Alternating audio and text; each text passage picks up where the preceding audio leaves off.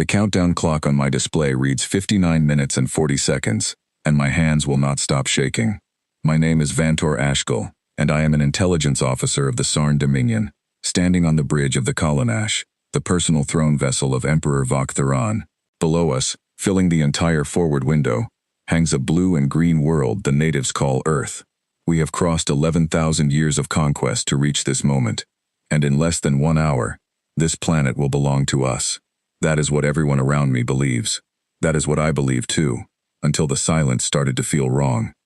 The bridge is full of quiet confidence. Officers move between stations with practiced calm, checking weapon arrays that could turn a continent to ash, reviewing troop transports that have never once been used, because no species has ever forced us to use them. Every world we have approached in this way has surrendered before the countdown reached 0. Some surrendered in the first 5 minutes. There is a name for what we do. We call it the silent hour. 1 hour to decide between existence and destruction. No civilization has ever chosen destruction. I was assigned to this fleet because I speak more human languages than anyone else in the Dominion. For 6 years I listened to Earth's broadcasts, their music, their arguments, their strange and endless news channels. I learned their words long before I ever expected to stand above their planet giving them an order to kneel. I thought I understood them. I was wrong about that too, though I did not know it yet. The Emperor stands at the center of the bridge, tall and still, his robes catching the light from the crystal displays. He does not raise his voice often. He does not need to. When he speaks, every station falls silent. "Begin the broadcast," he says. I feed the recorded message into the translation array myself, converting our words into English, into every language spoken on that small blue world. My voice, filtered through the ship's systems, becomes the voice of an empire. People of Earth, this is Emperor Vok Theron of the Sarn Dominion. Your world has been measured, studied, and judged. Resistance against our fleet is not possible.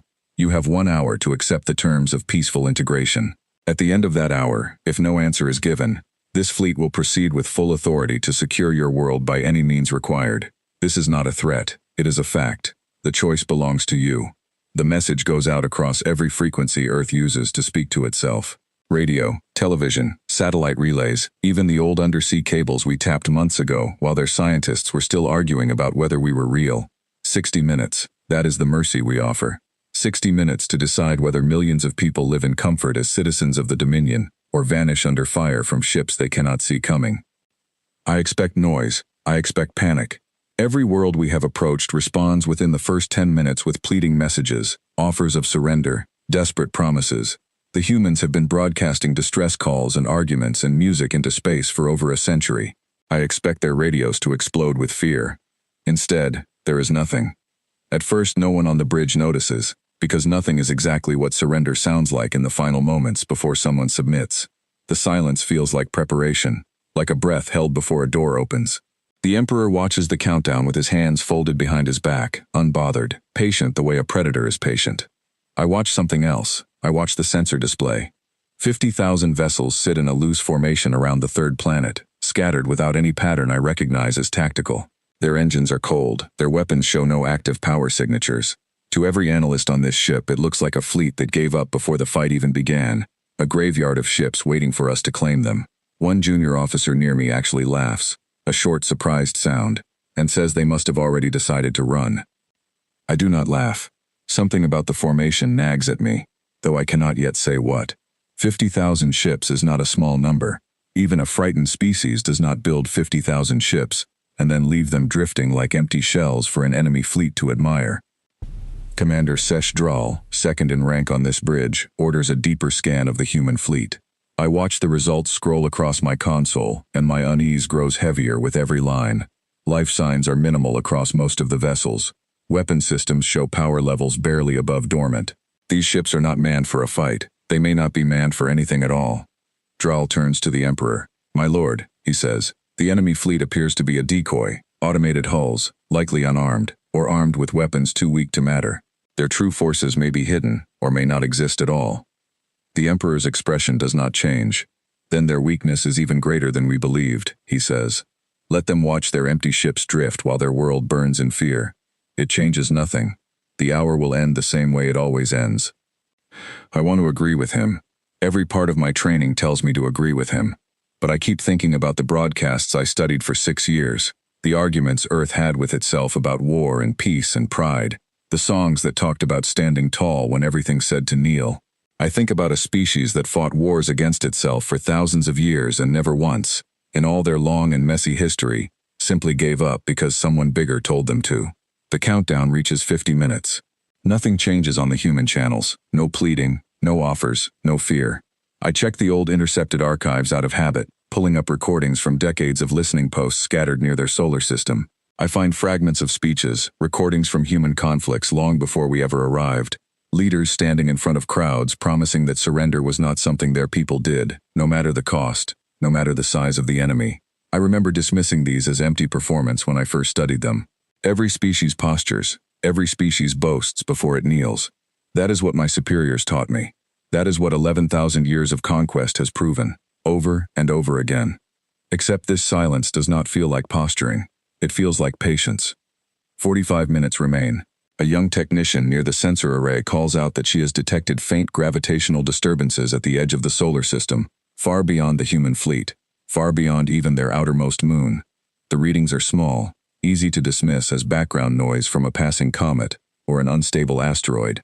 I ask her to run the analysis twice. Both times the numbers come back the same. Something massive moved through that region recently, something large enough to bend space slightly, then vanished from detection entirely. I report this to Commander Drawl. He listens, considers it for a moment, then waves it away as an unrelated cosmic event. Comets do not concern us today, he says. Only the fear on that planet concerns us. I do not argue, because I have no proof. Only a feeling that has been growing steadily heavier since the countdown began. A feeling that the empty fleet drifting below us is not a sign of surrender, but a curtain hiding something we have not yet been allowed to see. 40 minutes. Still no answer from Earth. The Emperor finally shows the smallest flicker of something other than calm, a slight tightening around his eyes as he studies the silent channels himself. It is the first time in 6 years of watching him that I have seen him look, even briefly, uncertain. Perhaps they require a demonstration, he says quietly, more to himself than to us. Perhaps fear needs a reminder of its shape. He does not order an attack. Not yet. The rules of the silent hour are absolute, older than any living officer on this ship, older than the Emperor himself. No weapon is fired until the countdown reaches 0, or until the enemy fires first. It is meant to prove our confidence to every world we conquer. We are so certain of our strength that we give our enemies a full hour to accept the inevitable before we act. It has never once failed. Until now, I do not think anyone on this bridge has truly considered the word never as anything but a guarantee. 35 minutes. I request permission to review the broadcast records humanity has sent into space over the last century, not for propaganda or entertainment, but for anything resembling their military doctrine. Drawl grants it without much interest, distracted by reports from other stations. I search quickly, pulling old transmissions, technical papers, Earth once sent into orbit believing no one capable of understanding them was listening. Most of it is fragments, incomplete, decades old. But one pattern keeps repeating across everything I find. Humans do not plan for quick victories. They plan for long wars. They build for endurance, not display. Every ship I have seen from Earth until today has been small, almost fragile compared to Dominion standards. It never occurred to me to ask what they might have built quietly, away from any signal we could intercept, in the years since we first noticed them. 30 minutes remain, and the first true message finally arrives from the human fleet. Not a surrender, not a plea. A short transmission, translated instantly by my systems into words that make the entire bridge go quiet. This is Earth. Your hour is already over. Ours is just beginning. The Emperor turns slowly toward the display where the message glows in careful, deliberate English. For the first time since I have known him, he does not respond immediately. He simply stares at those 6 words as the countdown behind them continues to fall. And somewhere deep in my chest, a cold certainty settles that we have made a terrible miscalculation, and that the 50,000 silent ships beneath us were never meant to fight at all. They were only ever meant to make us watch the wrong sky. The message repeats twice more, calm and unhurried, as if the humans below us have all the time in existence and we have none. This is Earth. Your hour is already over. Ours is just beginning. I feel the weight of those words settle over the bridge like a change in air pressure before a storm. Commander Drawl orders the technicians to trace the origin point of the transmission, expecting to find it coming from one of the 50,000 drifting hulls, some final act of defiance from a crew about to be destroyed. Instead, the trace comes back scattered, bouncing between dozens of relay points across the solar system, deliberately impossible to pin to a single source. Whoever sent it wanted us to know they had sent it, and wanted us to have no idea where they actually were. The Emperor orders a full diagnostic sweep of every human vessel in view. I watch the results build across my console, and the picture that forms is stranger than anything I expected. These 50,000 ships carry no true crews at all. Life support systems on most of them are running at levels barely sufficient to keep a handful of maintenance systems functioning, nothing close to what would be needed to keep tens of thousands of people alive and ready to fight.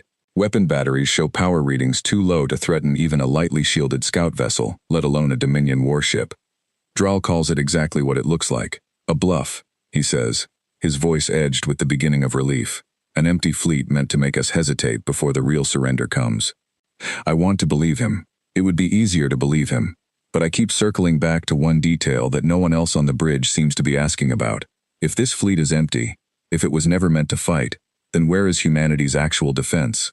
Every species we have ever approached, even the ones who eventually surrendered, gathered their true forces somewhere near their homeworld in those first tense minutes, desperate to look prepared, even when they were not. Earth has shown us nothing of the kind. No hidden battle line forming near their moon. No orbital defense platforms powering up in a last display of pride. Just this silent, empty curtain of ships, and beyond it, a planet that has not sent a single frightened voice into space. I request permission to review the older sensor logs, the readings from before the silent hour began, back when our fleet first entered the outer edge of their solar system 3 days ago. Draal grants it, more out of habit than genuine interest, his attention pulled toward reports from other stations trying to make sense of the human message. I pull the historical scans and begin comparing them against the current fleet positions, and slowly, carefully, a pattern begins to surface that makes my stomach tighten. 3 days ago, when we first arrived, our long-range sensors detected activity near several of Earth's moons and near a scattering of asteroids in their belt, faint industrial signatures consistent with mining operations or old orbital stations. At the time, nothing about those readings seemed important enough to flag for detailed analysis. We were focused on the planet itself, on cataloging its cities and its people and its weak, scattered military presence. Now, comparing those old readings against what our sensors show today, I noticed that several of those faint industrial signatures have gone completely dark, not destroyed, not damaged, simply switched off, as if whatever was operating there no longer needed to hide behind the pretense of ordinary activity. I bring this to Draal directly, laying out the comparison on his display. He studies it for a long moment, his earlier confidence flickering slightly. Perhaps mining stations shutting down for safety, he offers, though his voice carries less certainty than before. Or perhaps, I say, choosing my words carefully, they were never mining stations at all.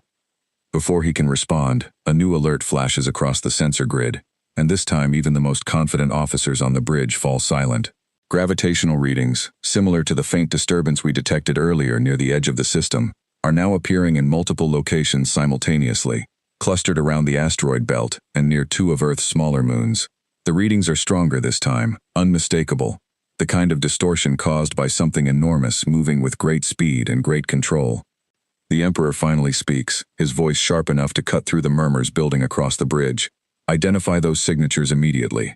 The technicians work frantically, running every scanning protocol available to us, and the results that come back only deepen the unease spreading through the room.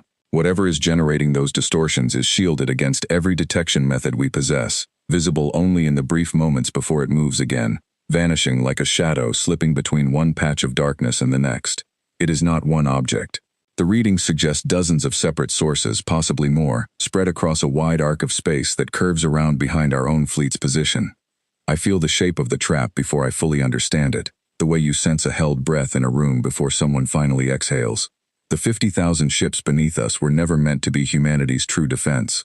They were placed exactly where we would look, drifting and silent and unmanned, drawing every sensor and every eye toward the empty spectacle of a fleet too weak to matter, while something else moved into position around us, hidden by the very confidence that has carried the Dominion through 11,000 years of unbroken conquest.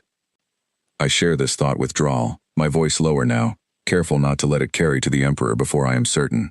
Commander, I believe the human fleet in view was deployed as a distraction. Their true forces may already be moving around our position, using the cover of these decoy ships and the confusion of the countdown to close the distance undetected. Draal's expression hardens, and for the first time since I have served under him, I see something close to genuine alarm cross his face.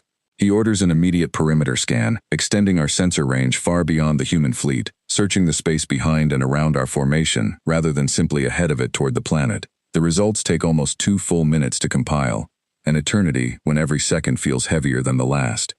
When the data finally resolves, the bridge falls into a silence deeper than any I have heard since this mission began. Along a wide curve behind our fleet, previously hidden by the gravitational shadow of a nearby dwarf planet, and by shielding technology far more advanced than anything we believed Earth capable of producing, a second fleet becomes visible. Not 50,000 empty hulls this time, but several thousand vessels, far fewer in number, yet radiating power signatures that dwarf anything we detected from the decoy fleet in front of the planet. These ships are crewed, these ships are armed, and every single one of them is positioned with precise, deliberate purpose along the flanks and rear of our formation. The Emperor stares at the display for a long moment, his composure cracking just slightly at the edges, though his voice remains steady when he finally speaks. "Impossible," he says. "No species advances this quickly. No species hides an entire warfleet without a single leak, without a single failed transmission reaching our listening posts across years of observation. I think of 6 years spent studying human broadcasts, searching for signs of fear, of desperation, of the posturing every conquered world displays before it finally kneels. I think of how carefully those broadcasts avoided any mention of true military strength, how every glimpse we were given of Earth's defenses showed exactly the kind of fragile, outdated technology that would make a Dominion fleet feel safe approaching. I understand now, far too late, that we were never watching Earth prepare to lose. We were watching Earth prepare a performance, crafted with patience across years, designed specifically to convince us that this moment, this silent hour, would end exactly the way every other silent hour in our history has ended. 25 minutes remain on the countdown. The human message plays once more across every channel, calm and unwavering. This is Earth. Your hour is already over. Ours is just beginning. Drall turns to the Emperor, urgency finally breaking through the rigid formality that governs every interaction on this bridge. My lord, I recommend we abandon the silent hour protocol and move to immediate defensive positioning. Whatever this second fleet intends, we should not remain vulnerable while we wait for a countdown that clearly no longer serves any purpose. The Emperor is silent for a long moment, and I understand in that silence the true weight of what is being asked of him. The silent hour is not simply tradition. It is the foundation of everything the Dominion has built its reputation upon, a symbol of such overwhelming confidence that no enemy has ever dared to test it. To abandon it now, in front of every officer on this bridge, in front of a species he has already declared conquered, would be to admit that the confidence itself might have been misplaced from the very beginning. "We will not break protocol for a bluff," he finally says, though his voice carries less certainty than his words intend. "Continue the countdown. Reinforce shields to standard combat levels as a precaution, nothing more. Earth will surrender before the hour ends, as every world before them has surrendered." I want to speak, to point out that nothing about this situation resembles any world we have conquered before, but rank and protocol hold my voice in place even as every instinct I have built over years of studying this species screams that we are standing in the exact center of a trap that has been years in the making. I watch the countdown continue its steady fall, watch the hidden fleet hold its position with a patience that feels less like desperation and more like discipline, and I understand, with a certainty that chills me far more than any weapon readout ever could, that we have already lost something today that the Dominion has never lost before. We have lost the certainty that we understand our enemy. 20 minutes remain, and somewhere beyond the edge of our sensors, I sense that Earth is simply waiting for us to make the last mistake that will bring this countdown to an end on their terms, not ours. 20 minutes on the countdown, and the bridge of the Kalanash has transformed from a place of quiet confidence into something closer to a held breath spread across 100 officers. I stand at my station, watching the hidden human fleet hold perfectly still along the edges of our formation, and I try to understand what kind of species builds a trap this precise, then simply waits inside it without firing a single shot. Commander Drall has ordered every gunnery station to full readiness, though the Emperor's restriction remains in place. No weapon may fire until the countdown reaches 0, or until the enemy strikes first. It is the oldest law of the Dominion military, older than any ship in this fleet, and even now, with a hidden war fleet surrounding us, no one on this bridge dares suggest breaking it without the Emperor's direct order. I return to my console and pull every fragment of human history I can access from our archives, searching for something that might explain the shape of what is happening around us. I find records of ancient human conflicts, long before space travel, where smaller forces repeatedly defeated larger ones not through greater strength, but through patience, misdirection, and a willingness to let an enemy believe exactly what the enemy wanted to believe. I find records of engineers and scientists who spent years building weapons in secret, hidden from rivals who never once suspected the quiet workshops down the street held the seeds of a war they would eventually lose. I begin to understand that the emptiness of the 50,000 decoy ships and the terrible precision of the hidden fleet are not separate events. They are two halves of the same design, built by a species that has spent its entire history learning how to survive against opponents stronger than itself. 15 minutes remain. A new alert flashes across my console, quieter than the earlier warnings, easy to miss beneath the tension already gripping the bridge. I study it twice before I understand what I am looking at. Small vessels, no larger than shuttles, have begun moving away from several points along the hidden fleet's position, drifting slowly toward our formation, at speeds too low to register as an attack, too small to justify breaking the Emperor's order to hold fire. I report this immediately to Draal. He studies the readings, frowning, and orders a closer scan. The results come back strange. These small vessels carry no visible weapons, no offensive systems of any kind. Their power signatures are almost entirely dedicated to communication arrays and sensor equipment, nothing that resembles a threat by any measure the Dominion recognizes. Observation drones, Draal murmurs, more to himself than to me. They are watching us, recording everything we do. I feel the shape of the design settling further into place, and the understanding chills me more than any weapon could. Every second of this countdown, every order given on this bridge, every hesitation the Emperor shows in front of his officers, is being recorded, studied, prepared for a purpose I cannot yet fully imagine. Humanity is not simply defending itself today. It is building a record of exactly how the Dominion behaves under pressure, exactly how our confidence bends when it is finally tested. 10 minutes remain. The Emperor stands motionless at the center of the bridge, his gaze fixed on the display showing the hidden fleet's position, and for the first time I see something in his posture that I never expected to witness in 6 years of service beneath him. Doubt. Not fear exactly, not yet, but the particular stillness of a mind working through possibilities it never expected to need. He turns to Draal. Options, he says simply.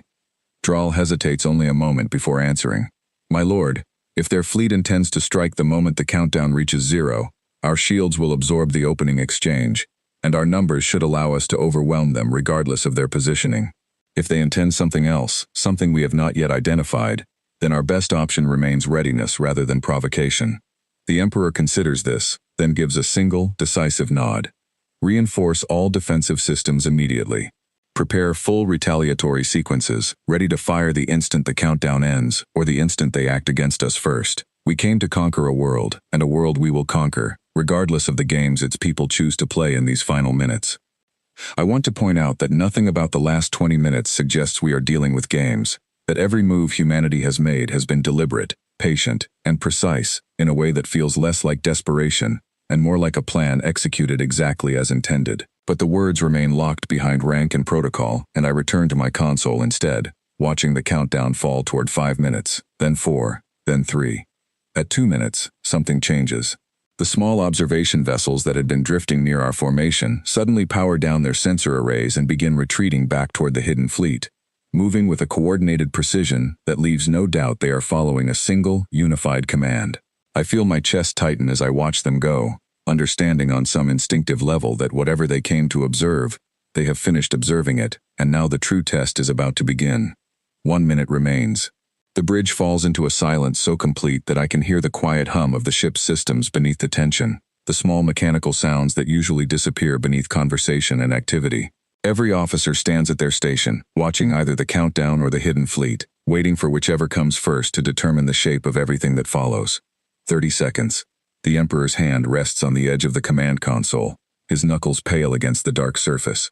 I realize, watching him, that even now, even with everything we have discovered in the last hour, some part of him still believes that Earth will surrender in these final seconds, that the ancient pattern of the silent hour will hold exactly as it always has, that 11,000 years of unbroken success cannot possibly end here, against a species we first noticed only decades ago. 10 seconds. 5. The countdown reaches 0, and for a fraction of a heartbeat, absolutely nothing happens.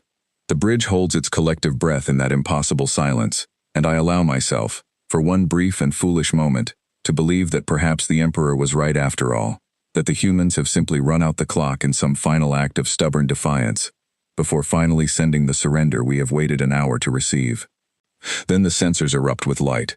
Every ship in the hidden human fleet moves at once, their engines flaring to life with a precision that suggests the command was given long before the countdown ever reached zero, waiting only for that exact moment to execute. They do not charge toward us in the chaotic, desperate rush I would expect from a smaller force facing overwhelming numbers. They move instead like a single organism, flowing into positions along the exact gaps in our formation, where our shield coverage overlaps least effectively, gaps that should be nearly impossible to identify without detailed knowledge of Dominion shield architecture. I feel a cold certainty settle over me as the first strikes land, precise and devastating, targeting not the thickest armor of our largest vessels but the specific junctions where shield generators connect to hull structure, points of weakness that our own engineers consider nearly theoretical, so difficult to strike that no enemy has ever managed it before. Ship after ship along our outer formation shudders under impacts that should not be possible with the weapon technology we believed Earth possessed only hours ago. Dral shouts orders across the bridge, his composure finally breaking under the strain of watching decades of military doctrine collapse in real time. Return fire, full spread, target their lead vessels. The Kalanash's own weapon batteries power up around us, and I feel the ship shudder as it unleashes its first offensive strike of the engagement, a wall of energy aimed at the nearest human vessels. The strike should be devastating. Against any fleet we have encountered before, it would have been. Instead, I watch in disbelief as the human ships scatter with impossible speed, their formations breaking apart and reforming in patterns that seem to anticipate exactly where our weapons will fire before we fire them.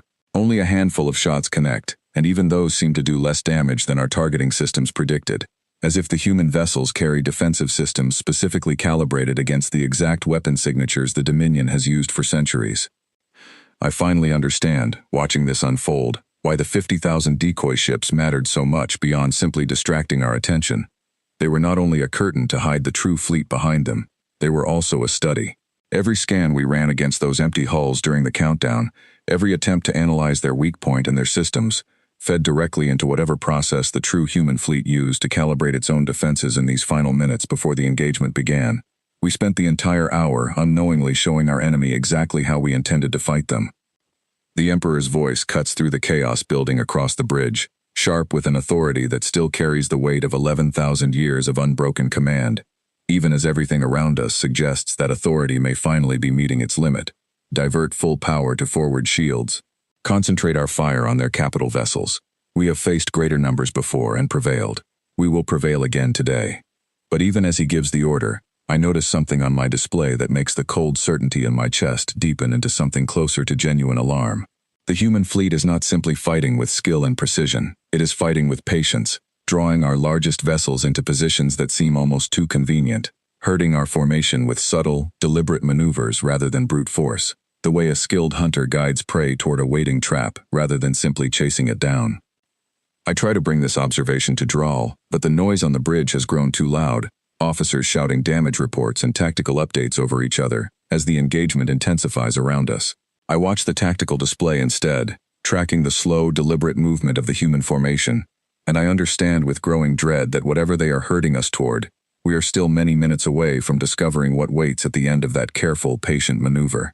The Kalanash shudders again under another precise strike, this one closer to our own position near the ship's center, and I grip the edge of my console as alarms begin sounding across the bridge, warning of damage to systems I never expected to see threatened in my lifetime of service. Somewhere beyond the chaos of the engagement I can still hear, faintly, through the ship's communication systems, the echo of that same calm human transmission, repeating one final time before the noise of battle drowns it out completely. This is Earth. Your hour is already over, ours is just beginning. Smoke fills the lower corridors of the Kalanash, though our ship carries no true fire, only the thick chemical haze released when shield generators overload and burn through their casings. I brace against my console as another impact rocks the bridge, and I watch the tactical display continue to shift in ways that no longer resemble anything close to a fair contest between forces. Dral shouts new orders, his voice hoarse now from an hour of tension finally breaking into open urgency. Fall back to secondary formation. Protect the flagship at all costs.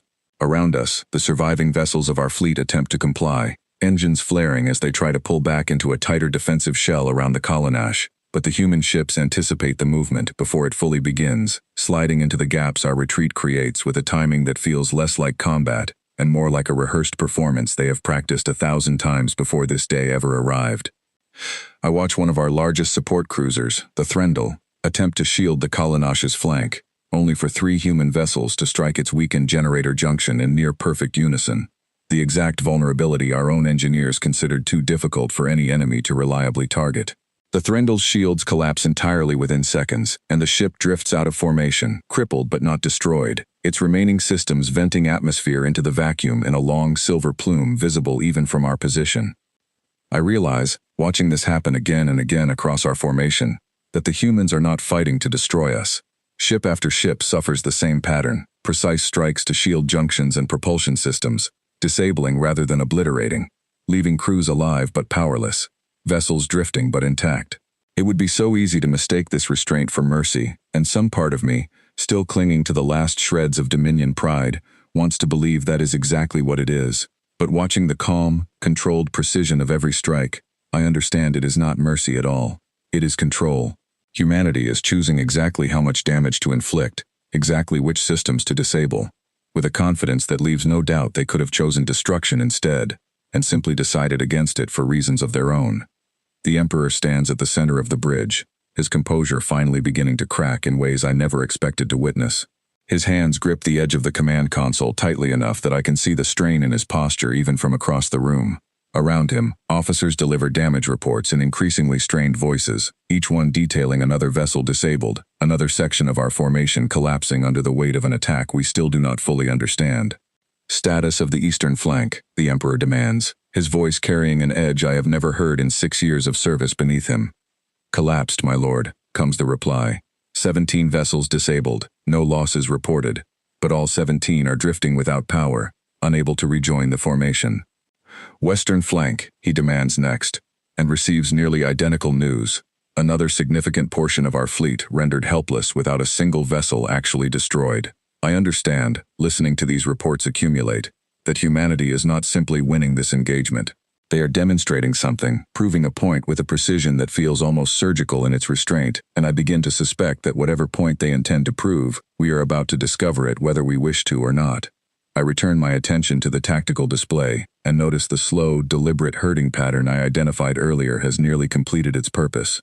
The Kalanash, along with a small cluster of remaining escort vessels, has been pushed by the accumulated pressure of the engagement into a position nearly isolated from the rest of our fleet, surrounded on almost every side by human vessels that have stopped advancing entirely, holding their positions in a tight, controlled perimeter around us. I bring this to Dral immediately, my voice tight with the certainty of what it means. Commander, we have been isolated. The human fleet has stopped attacking. I believe they intend to force a direct confrontation with the flagship specifically. Dral's face pales as he studies the display himself, and for a long moment, neither of us speaks, understanding settling over the bridge in a silence that feels heavier than any alarm or damage report. The Emperor notices the shift in atmosphere and turns toward us, his expression demanding an explanation before either of us can offer one voluntarily. Report, he commands. My lord, Dral says carefully, the enemy fleet has ceased offensive action against our remaining forces. Our position has been isolated from the rest of the formation. I believe they intend some form of direct communication or confrontation specifically with this vessel. The Emperor's jaw tightens, and I watch him wrestle visibly with the weight of a decision I know he never expected to face in his lifetime of unbroken command. Around us, the human fleet holds its position with a discipline that carries no trace of triumph or aggression, simply a patient, watchful stillness that feels somehow more unsettling than the earlier chaos of open combat. A new transmission arrives, cutting through the tense silence of the bridge, and this time it does not repeat the earlier message. A new voice speaks instead, translated instantly by my own systems into the careful, measured tones of a language I recognize immediately as English, though the voice itself carries none of the fear or desperation the Dominion has come to expect from every conquered world before this one.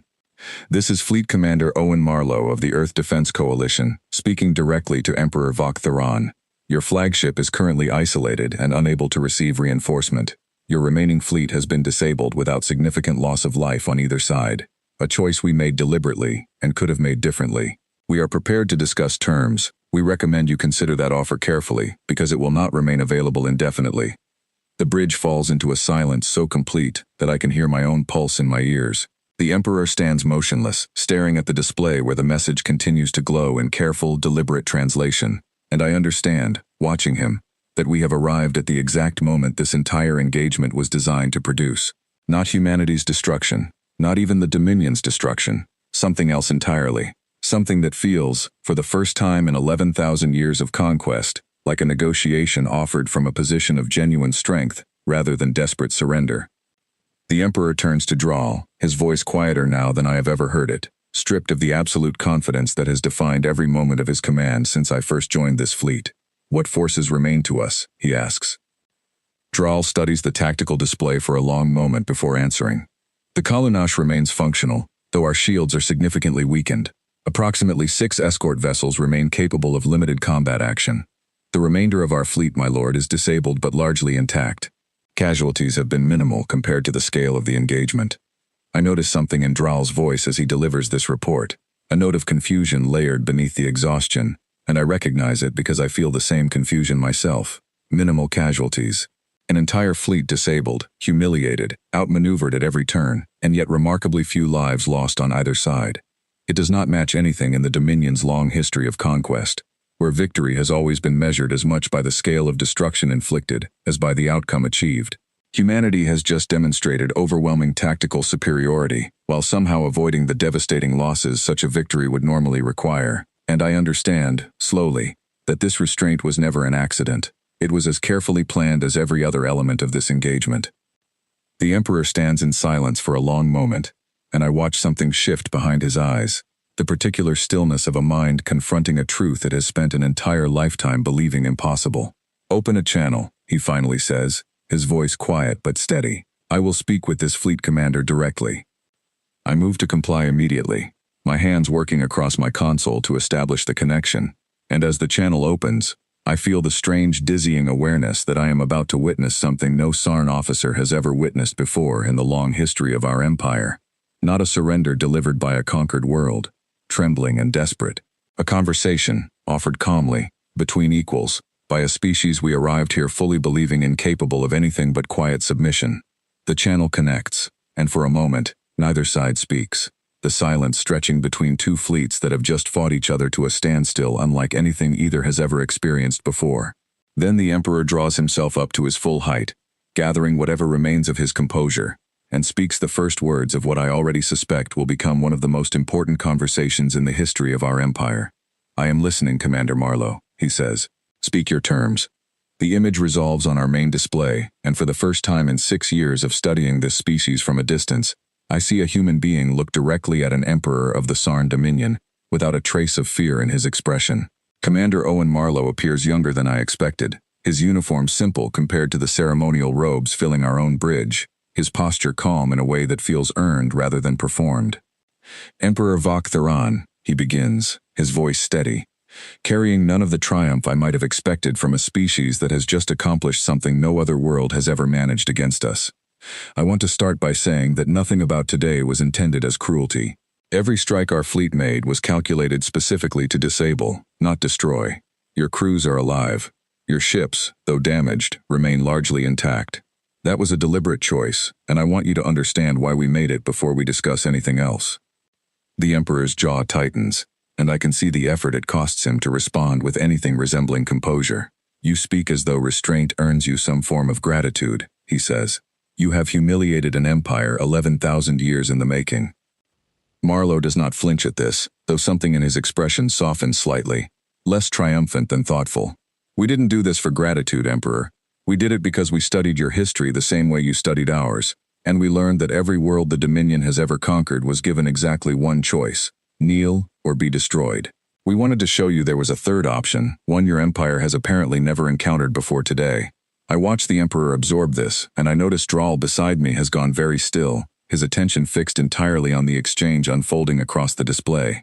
Around the bridge, other officers have quietly abandoned their stations to listen, the ordinary business of running a warship forgotten in the face of a conversation that feels like it is reshaping the fundamental rules our entire military culture has operated under for longer than any of us have been alive. Explain, the Emperor says finally, the single word carrying more weight than any full sentence could. Marlowe nods slightly, as if he expected the request. 3 years ago, your listening posts intercepted our communications and began studying us. What you didn't know is that we noticed your listening posts almost as quickly as you noticed us. We've spent those 3 years learning everything we could about the Dominion, your history, your conquests, the pattern you follow with every world you approach. We learned that your empire has never once faced genuine resistance, because every species you've encountered either surrendered immediately or fought back with technology so far beneath yours that the outcome was never truly in question. We built our entire strategy around one simple fact. You have never had to adapt, because you have never needed to. I feel the truth of this settle over me with an uncomfortable weight, understanding now why the 50,000 decoy ships worked so effectively, why the hidden fleet's precision felt almost supernatural in its accuracy. It was never supernatural. It was simply the result of a species studying its enemy, with the same careful patience the Dominion has spent millennia not needing to develop, because no one has ever forced us to. The Emperor is silent for a long moment before speaking again, his voice quieter now, stripped further of the imperial authority that has defined every word he has spoken since I first joined this fleet. What do you want from us now? He asks. What terms do you intend to demand? Marlowe's expression shifts, and for the first time, something that might be called satisfaction crosses his features, though it carries no cruelty in it. We're not interested in conquering your empire, Emperor. That was never the goal. We want 3 things, and I think you'll find them more reasonable than you expect. He raises a single finger. First, Earth remains independent, permanently, with no future demands for surrender or integration from the Dominion. Second, your empire will cease all further contact with our solar system, unless we initiate it ourselves. And third, and this is the part I suspect will surprise you most, we want you to carry a message back to every world within your empire that has ever surrendered to the Dominion, out of fear rather than genuine agreement. We want them to know that resistance is possible. We want them to know exactly what happened here today.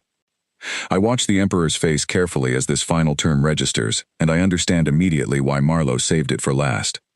The first 2 terms are almost generous by the standards of what the Dominion typically demands from conquered worlds, but the third term is not generous at all. It is a deliberate strike aimed not at our fleet or our military strength, but at the very foundation of how the Dominion has maintained control over 11,000 years of conquered territory. An empire held together as much by the belief that resistance is impossible as by any actual military dominance. You ask me to plant the seed of my own empire's destruction, the Emperor says slowly, understanding dawning in his voice. Marlowe does not deny it. I ask you to tell the truth, Emperor. What your empire does with that truth is entirely up to you. But I think you already understand that a truth, once spoken, cannot be unspoken again. Every world under your control will eventually learn what happened here today, whether you tell them or we do. We'd simply prefer it come from you, with whatever dignity that choice allows you to keep.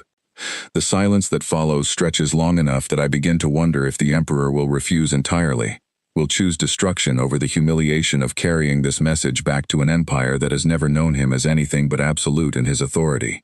I watch him closely, and I see the exact moment something shifts behind his eyes, the recognition that refusal here offers nothing but the certain destruction of what remains of our fleet, while acceptance at least offers the chance to shape how this story is eventually told. I accept your terms, Fleet Commander, he says finally, each word costing him visibly. Earth will remain independent.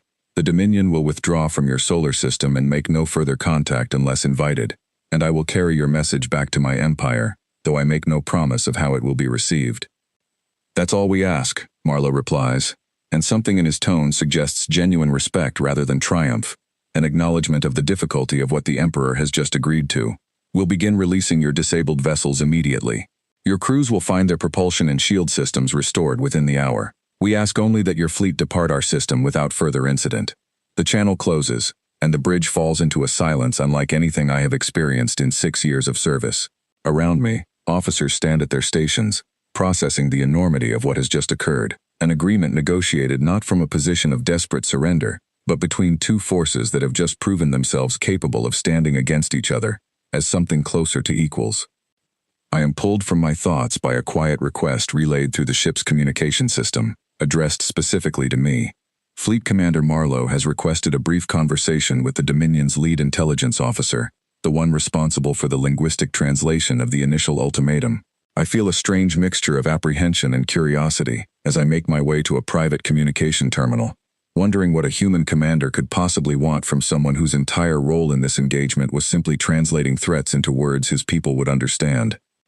The connection opens, and Marlowe's face appears before me, his expression calmer now, more relaxed than the careful formality he maintained during his conversation with the Emperor. You did the actual language work on that ultimatum, he says, not quite a question. I confirm this, uncertain what response he expects from me. Your translation was excellent, he says, something almost like a smile touching his expression. Genuinely well done, considering how difficult our language can be to render accurately. I wanted you to know that, because I suspect you're one of the few people on that ship who actually took the time to understand us rather than simply catalog our weaknesses.